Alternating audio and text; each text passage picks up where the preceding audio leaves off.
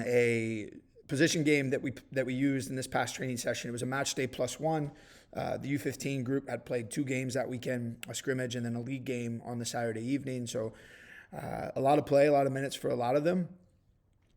So we were looking for big spaces, a lot of like heavy open spaces where not allowed to change of direction, a lot of, ability to kind of manage their efforts based on where they're at physically. Additionally, the concept or the focus of the session was the building part of our game, so the build. And for us, build is about creating the conditions to attack or creating the moment, creating the advantage. It's all about how do we create this moment that we can speed and accelerate. So the session worked like this, 7v7+3. We have our goalkeepers at the end, and we had one of our central players through the middle as the neutrals or the jokers. And we played 4 rounds of this game, and we built and layered in conditions and targets as we went through this. The first round is always just a warm-up round, little coaching, just letting them kind of get a feel for space and the exercise. So we're just collecting passes in the first round. I believe it was 7 passes, gets them a point, nothing crazy. The second round is where we started to layer some of these concepts of how do we improve their ability to see better options and find the player that can play the next best action. So what helps the team? What choice helps the next best choice that we can in order to score goals and attack? Oftentimes in the past weekend and throughout the season, the decision to turn away from a good choice in order to play an unknown solution is very common. It's a lot of head down. We turn into spaces that we haven't seen or we know are there, versus playing someone who can see the game or who can make a better choice. So it's an ongoing theme. It's not uncommon, but it is the focus. So like I said, round 1, collect passes. Round 2, we started to layer in some different focus points. The first point of that layer was, are we able to use our central player to create a third man link? So are we able to go into our neutral player, move the ball into that neutral player, and for that player to then find an option out another side? So they're not able to make a return pass to the same side or the same space. We are looking to go out another way. So yet another good way of trying to get them to find different solutions. In addition to this scoring, they could also score by moving the ball from one end to the other. So we're still giving them this direction of trying to progress the ball, but you got bonus points for linking with a central player and out another side.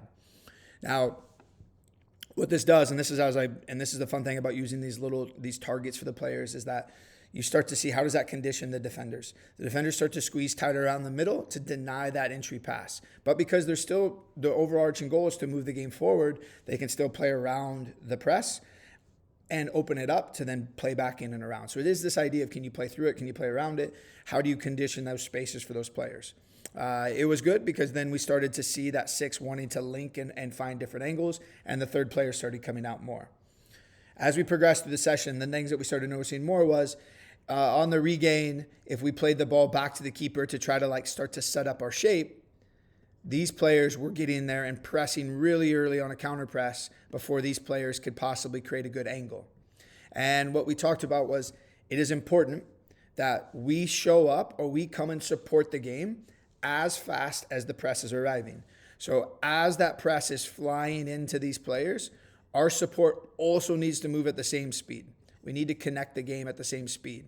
We also don't want to stay there to make this a longer pass, which makes it harder, also makes it easier to read defensively. So as that press runs fast, we run fast. And additionally, what we talked about is it starts to separate from these 2 players. So if you are really accelerating to go link and help support that game, you've now created space, you've created a decision for these players, and is this change of rhythm. So recognizing that, in this case, our goalkeeper's under pressure, can we sprint in?